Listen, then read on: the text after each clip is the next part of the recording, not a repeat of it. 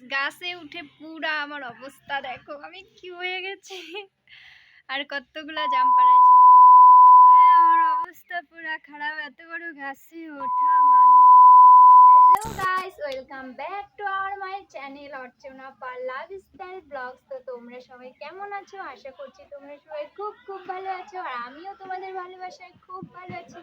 Guys, আমার ইউটিউবে 12K subscriber হতে চলেছে, তোমরা তাড়াতাড়ি সাবস্ক্রাইব করে দাও, কামিং সুন, জলদি জলদি। তো আজকে কথা না বাড়িয়ে ব্লগটা হচ্ছে এই বিষয়ে যে আমি হচ্ছে কম্পিউটার থেকে এসে পাখিগুলোকে দেখে আমার প্রচন্ড রাগ উঠে গেল। তাই শুধু জামগুলো খাচ্ছে, ভাই ঠিক করে খা সেটা না, খাচ্ছে আর ফেলতেছে, এই দেখে আমার এত রাগ উঠছে। সেই জন্য আমি কোনো কিছু না বলে কাউকে মার ভাই ঘুমিয়েছিল, আমি সোজা উপরে গাছে উঠে গেছিলাম। তো সেই জাম গাছ আর কত উঁচু দেখো, আর এই যে জাম। তো এই গাছেই আমি এখন উঠবো, তোমরা দেখতে থাকো। তো ফাইনালি আমি এখন গাছের মধ্যে উঠবো, তোমরা সবাই দেখতে থাকো আমি কি করে বান্দরের মতো লাফিয়ে লাফিয়ে গাছের মধ্যে উঠতেছি। একটা গাছ নয়, ওখানে ছিল 3টা গাছ। আম গাছ থেকে কাঁঠাল গাছ, কাঁঠাল গাছ থেকে আমি উঠবো জাম গাছে। তো দেখো, প্রথমে উঠে পড়েছি কাঁঠাল গাছটাতে। কাঁঠাল গাছ থেকে জামের ডালগুলা নিচে হেলে হেলে ছিল, তো আমার হাতের নাগালে যেগুলা আসছিল আমি সেগুলোই তুলতেছিলাম। আর এদিকে প্রচণ্ড সূর্যের আলো, বুনু এদিকে জুম করতেছে ক্যামেরাটা, আবার জুম আউট করতেছে, আবার ইয়ে করতেছে, তো সেই জন্য ভালো করে দেখা যাচ্ছিল না।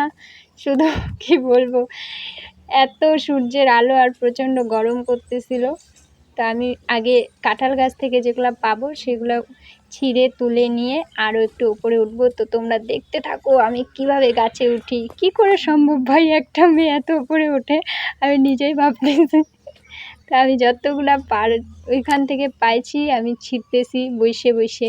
না জানি নিচে বুনু কি ভিডিও করছে। এই যে দেখো, এইবার দেখা যাচ্ছে পরিষ্কার করে আমি কাঁঠাল গাছ থেকে জাম গাছের মধ্যে তুলতেছিলাম। এখন একটু ওই গাছ থেকে ওই গাছে যাবো, যেরকম করে বাদরগুলো লাফায়, তোমরা দেখতে থাকো গাইস।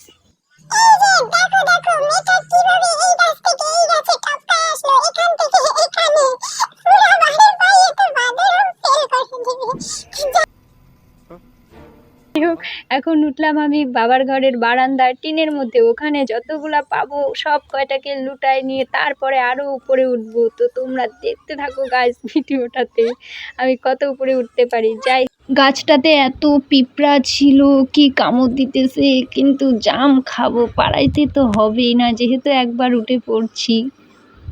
আমি এমন সময়ে গাছটার মধ্যে উঠলাম, এখন বাজে মনে হয় 4:30, যাই হোক 5টাই বাজে গেছে। তো তাও রোদের পিকআপটা দেখো, এত রৌদ্রটা, আর এই রৌদ্রর মধ্যে আমি উঠলাম জাম গাছটাতে। তো এখন বাবার টিনের উপরে জামগুলাই তুলতেছিলাম, মানে ওখানে অনেক কয়েকটাই জাম পাকছে, আর এদিকে পিঁপড়াগুলো আমার সাথে যা অত্যাচার শুরু করছে। যাই হোক, তাও আমি জাম তুলবো। তো এখানকারগুলো সব তোলা শেষ করে এইবার তো আসল খেলা। এইবার দেখো আমি কত উপরে উঠতে পারি। চ্যালেঞ্জ নিছে আমি নাকি গাছে উঠতে পারবো না, তাই বুনুকে আমি অবাক করে দিলাম। দেখো গাছ, দেখো আমি কত উপরে উঠে গেছি গাছটার, অনেক ওপরে। তোমরা তো দেখতেই পাইলে, সবার প্রথমে যখন ভিডিওটা শুরু করি গাছটাকে দেখিয়েছিলাম।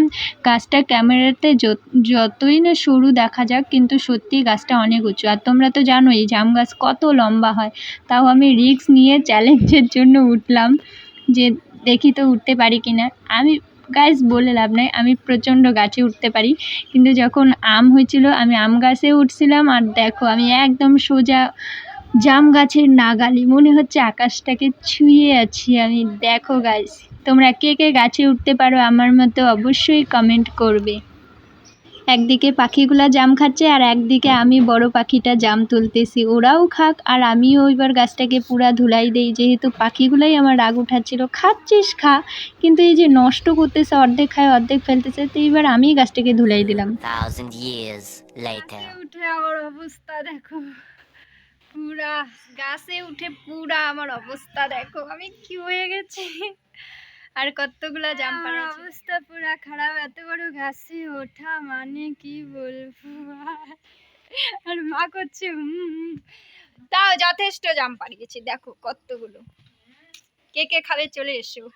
তো গাইস, ব্লগটা এইটুকুনি ছিল। কে কে জাম খাবে আমাদের বাড়িতে চলে এসো।